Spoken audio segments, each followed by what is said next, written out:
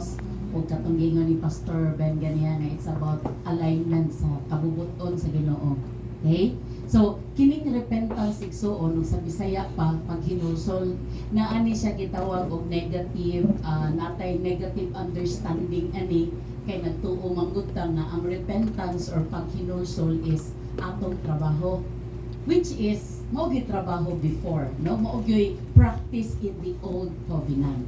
Now in the old covenant muratag maningkamot, no, maningkamot nga aron ta i-accept sa Ginoo, aron dawaton sa Ginoo, no, unya imuhang pamaagi, no, ato ang pamaagi. So mo na ni an tungod ni ana igsuon murag sa karon pa, that was the old covenant practice kana bang pagpaningkamot aron dawaton sa Ginoo, kahimut-an sa Ginoo. Now kana igsuon, now that we are living under the new covenant, unya na-apply tong old covenant na mikos-mikos na yun, no? So ang pamaagi ba, no, na mix na siya igsuon. We thought that now in the new covenant ato ang pamaagi, ato ang nga paningkamot, ato ang performance. But this time igsuon, hallelujah, mo nang gitawag siya repentance, okay? Mo nang gitawag repentance actually is, sige na, move forward na day. Now, repentance is the work of man, no? It demands and focus on man's performance in order to be accepted before God.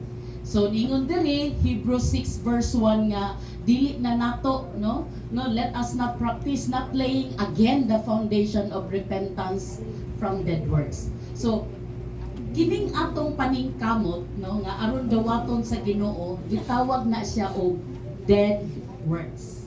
Okay? Gitawag siya dead works kanang atong paningkamot. Hallelujah.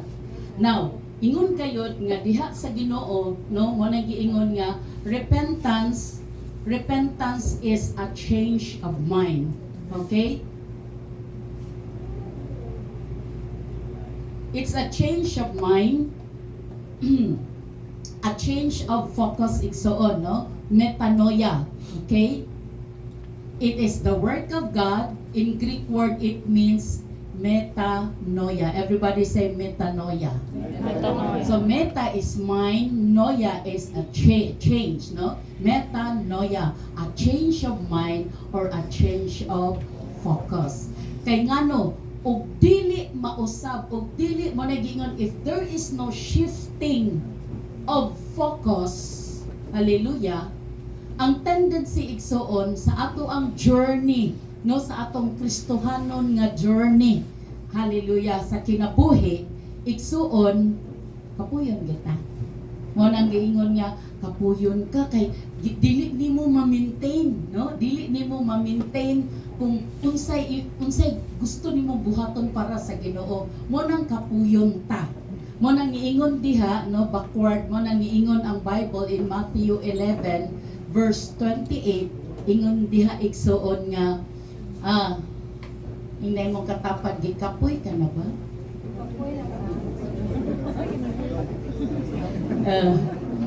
Kabalo ko, ikapoy Gikapoy ka. ka na ba?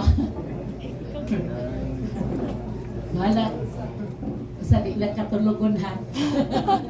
Okay, gikapoy ka na ba? Burn out on religion, no? So, sa Kristohanon nga kinabuhi, kung dili ma-shift ang atong focus igsoon, ingon gayud na agyon ang gikapoy.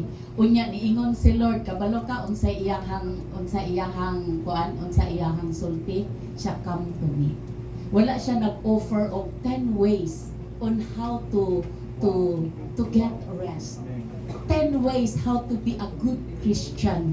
Igsoon, kung gikapoy ka na, ang solusyon ni Jesus, niingon siya, duol mo na ko. Come to me. Very personal. Na, duol na ko na.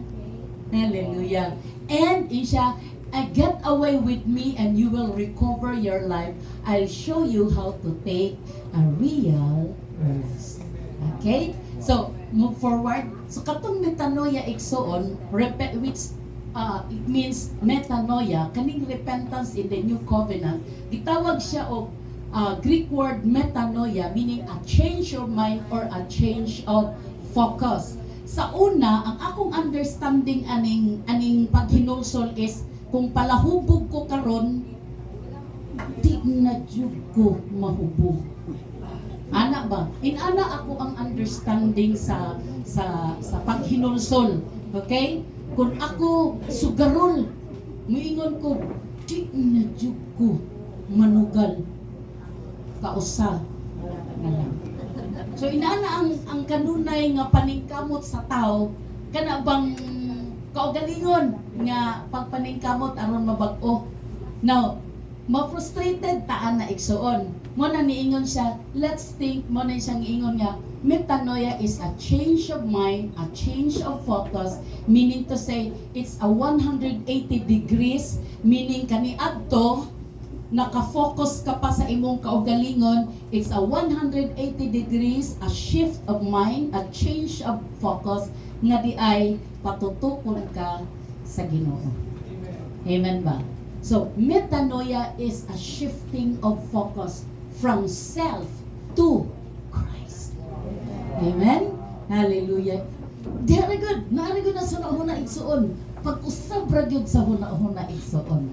And ingon siya, and you will recover unsa man nya ingon siya makatagamtam ka o gitawag nga kapahulayan. So pagsulti sa Matthew 3 verse 2, pagsulti niya igsuon nga repent. Pagsulti niya na repent for the kingdom of God is at hand. Pagsulti niya ana is repent is change your focus to from self to Christ. Amen ba? So, mao na igsuon. So, ang Biblia igsuon gahisgot og tulo ka sambingay. Okay? Okay, ningi siya diri. Asa man ako usabon ang ako dong pag-focus nga mausab ang atong pananaw sa Ginoo. That God kaniadto ang atong understanding sa Ginoo that He is an angry God. Panghadlok pa na nato sa mga bata, puntel ko sa Ginoo. Kapaan di ka sa Ginoo. Ano ba panghadlok man na nato Sabat ron, di ba masuko si Jesus? Ingon ana ba? But ingon gayud a change of mind nga di ay unsa man ingon gayud igsuon nga testifying to Jews and also to Greeks nga repentance toward God. Wala lagi gisulti diha repentance toward sin. Hello. Ang isa mausab daw ang atong hunahuna sa atong pananaw sa Ginoo. So repentance toward God. Amen? Amen ba? Because sa una mga lagad ta because out of kahadlok. Amen ba? Kasi may imperno ko. Di ko pasimba kasi may imperno ko. Kasi ang Ginoo, murabag, we have this understanding that God is an angry God. Amen ba? Hallelujah. But for us nga mga magtutuo sa Ginoo, igsuon at the cross, He is no longer angry. Amen? Hallelujah. As a matter of fact, nahimo siyang atong amahan igsuon. That is why there must be a change of focus. Hallelujah. So, igsuon tulo ka sambingay ang gisgutan dire nga maghisgot, no? The best example nga masabtan nato unsay buot pasabot ni ining gitawag og paghinulsol. Okay? Repentance. Again, unsa gani itong repentance? It's a change of mind,